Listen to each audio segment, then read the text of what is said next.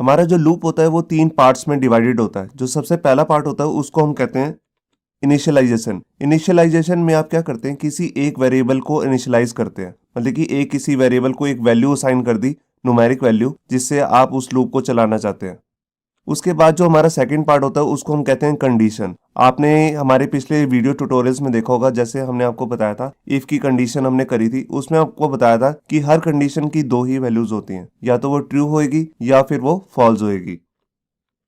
अगर यहाँ पर कंडीशन फॉल्स हो जाती है तो वो आउट ऑफ लूप चला जाएगा, मतलब कि लूप प्रिंट नहीं होएगा, लूप से बाहर आ जाएगी स्टेटमेंट। और अगर आपकी कंडीशन ट्रू हो जाती है तो आप यहाँ पे जो तीसरा पार्ट होता है लूप का, उसका नाम होता है इंक्रीमेंट या डिक्रीमेंट। मतलब कि जोन सी वैल्यू से आपने इनिशियलाइजेशन की थी और जिसकी कंडीशन चेक करी थी, उसको इंक्रीमेंट करना या डिक्रीमेंट करना, ये कोड की सिचुएशन पे डिपेंड करता है कि उसको इंक्रीमेंट करना है या डिक्रीमेंट करना है। अगर इंक्रीमेंट करना भी है तो कितना इंक्रीमेंट करना है, और इंक्रीमेंट करने के बाद आप दोबारा से उसी वेरिएबल की वैल्यू को कंडीशन में जाके दोबारा चेक करते हैं। अगर कंडीशन ट्रू हो जाती है तो ये प्रोसेस दोबारा दोबारा चलता रहता है, इसी को हम कहते हैं लूप। अगर कंडीशन फॉल्स हो जाती है तो वो चला जाता है आउट ऑफ लूप। और इस कंडीशन और इंक्रीमेंट या डिक्रीमेंट के बीच में एक स्टेटमेंट, जितनी भी हम कुछ काम करना चाहते हैं, मतलब कि कुछ प्रिंट करना चाहते हैं, तो वो इसके बीच में ही आएगा हमारा। इंक्रीमेंट को मैं आपको थोड़ा और डिफाइन करके समझाता हूँ कि इंक्रीमेंट मतलब जैसे आपने एक नीचे से ऊपर वाले कमरे में जाना है और उसमें 10 सीढ़ियां हैं, तो पहले आप पहली पौड़ी पे पैर रखेंगे,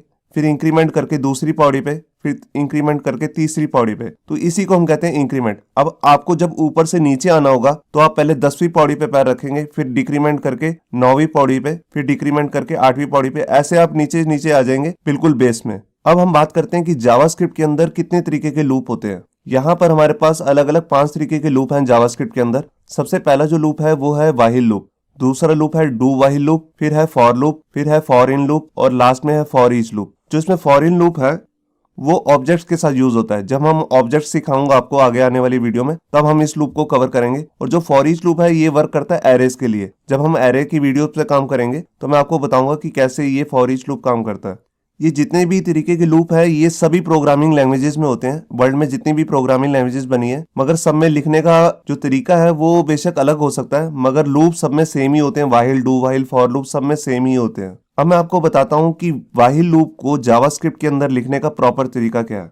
यहाँ पर देखिए हमने एक वेरिएबल लिया a और उसको एक वैल्यू असाइन कर दी 1। इस वैल्यू से ही हम इस लूप का इनिशियलाइजेशन कर रहे हैं। इसके बाद हम इसी वेरिएबल की कंडीशन को चेक करेंगे व्हाइल लूप के अंदर। अगर व्हाइल में a को हमने चेक किया, अगर ये छोटा है या बराबर है 10 के, मतलब कि हम यहाँ पर 10 बार कोई एक स्टेटमेंट प्रिंट करना चाहते हैं, तो उसके लिए हम ये लूप बना रहे हैं। तो यहाँ पर हमने चेक किया क्या a छोटा है या बराबर है 10 के। हाँ, ये छोटा है, 1 जो है वो 10 से छोटा है, तो कंडीशन ट्रू होगी, तो इसके अंदर आ गया और हमने यहाँ पर प्रिंट कर दी अपनी स्टेटमेंट, जैसे याहू बाबा। इसके बाद जो हमारा लास्ट पार्ट रह गया लूप के अंदर, उसका नाम होता है इंक्रीमेंट या डिक्रीमेंट। अब जो हमने जिस वेरिएबल से, मतलब कि ए नाम के वेरिएबल से इनिशियलाइजेशन की थी, जिसकी कंडीशन चेक करी थी, उसको हम इंक्रीमेंट करेंगे।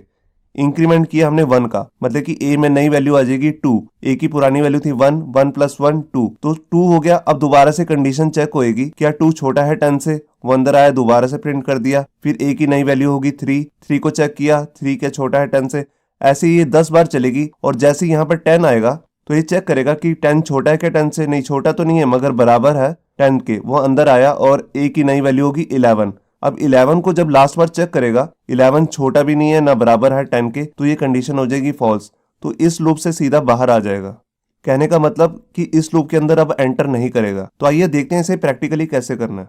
तो यहाँ पर देखिए हमने एक अपना HTML का ब्लैंक डॉक्यूमेंट बना लिया, और यहाँ पे अब अपना व्हाइल लूप का प्रैक्टिकल शुरू करते हैं। तो यहाँ पर देखिए मैंने एक वेरिएबल ले लिया a और इसको इनिशियलाइज कर दिया 1 वैल्यू से। अब इसी के मैं कंडीशन चेक कर लूंगा। मैं एक्चुअल में करना क्या चाह रहा हूँ, मैं चाह रहा हूँ मैं 10 बार एक स्टेटमेंट को प्रिंट करना चाह रहा हूँ। तो उसके लिए मैं यहाँ पर व्हाइल लूप लेके उसके अंदर कंडीशन चेक कर लेता हूँ, क्या a जो है वो लेस देन इक्वल टू 10 है। यहाँ पर आपको ये बात ध्यान रखनी है, जितनी बार लूप चलाना है उस स्टेटमेंट को आपको इधर देना है, आपको राइट साइड में।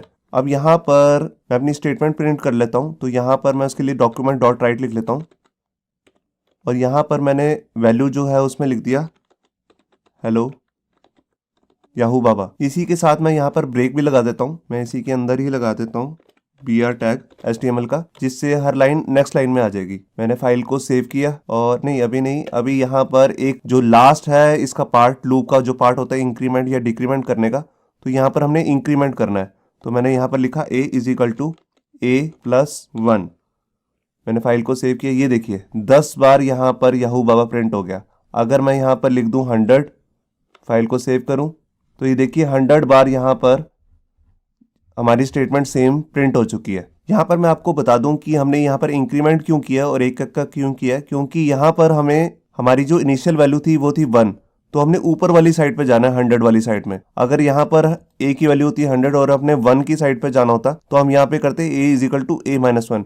मैं अभी आपको करके दिखाऊंगा। उससे पहले मैं आपको करके दिखाता हूँ कि यहाँ पर आप स्टेटमेंट के अंदर ही यहाँ पर 1 2 3 भी प्रिंट करना चाहते हैं तो वो भी आप प्रिंट कर सकते हैं। कैसे, ये देखिए यहाँ पर आप डॉक्यूमेंट डॉट राइट के अंदर a लिख देंगे, जो भी वेरिएबल है, प्लस कर दिया। प्लस क्या मतलब है, यहाँ पे कॉन्कैटिनेशन। मैंने फाइल को सेव किया और ये देखिए मैं इसमें यहाँ पर स्पेस भी दे देता हूँ। ये देखिए 1 2 3 आ रहा है। मैं थोड़ा इसको और अट्रैक्टिव बनाता हूँ। ये देखिए आपको क्लियर हो रहा होगा।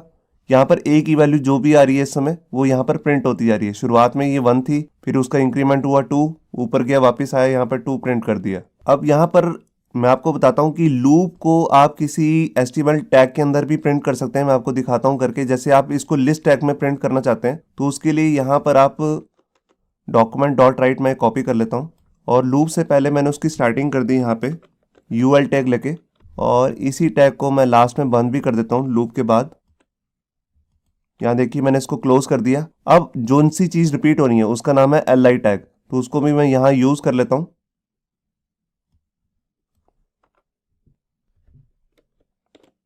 ये LI लिया और यहाँ पर BR लेने की अब जरूरत नहीं है और यहाँ पर LI को क्लोज कर दिया। LI मतलब लिस्ट आइटम टैग। अगर आपको ये नहीं पता तो आप हमारी HTML में वीडियोस जाके देख सकते हैं।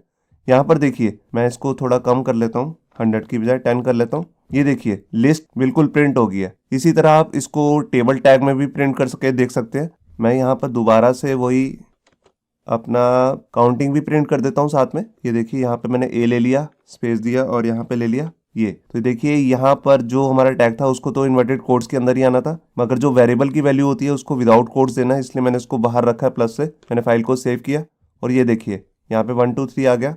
मैं थोड़ा सा इसे अट्रैक्टिव कर लेता हूँ। ये देखिए अब मैं आपको बताता हूँ, जैसे मैंने आपको बताया कि इंक्रीमेंट कैसे काम करता है, वैसे ही अगर आपको उल्टी गिनती प्रिंट करनी हो 10 to 1 तो उसको आप कैसे करेंगे। तो आप यहाँ पे इनिशियलाइज करते समय यहाँ पर ना 1 लेंगे, यहाँ पे आप लेंगे 10, और अब आपको 1 से यहाँ पर चेक करानी है वैल्यू, तो आप यहाँ लेंगे ग्रेटर देन इक्वल टू 1। अब आप यहाँ पे ऊपर वाली वैल्यू से जैसे नीचे वाली वैल्यू में आ रहे हैं 10 से 1 में आ रहे हैं, तो आप यहाँ पे greater than equal to check करेंगे, क्योंकि बड़ी वैल्यू को आपने छोटी वैल्यू से चेक करना है इधर, तो इसलिए यहाँ पर ग्रेटर देन का साइन आएगा। और यहाँ पर अब आप 10 की वैल्यू को एक एक नीचे करेंगे, तो उसके लिए आप यहाँ करेंगे a-1। पहले a की वैल्यू होगी 10, फिर हो जाएगी 9, फिर उसमें 8, फिर 7। मैंने सेव किया फाइल को और ये देखिए पहले 10 आ गया, फिर 9, फिर 8, फिर 7, 6, इस तरह 1 तक जा रही है आपकी वैल्यू।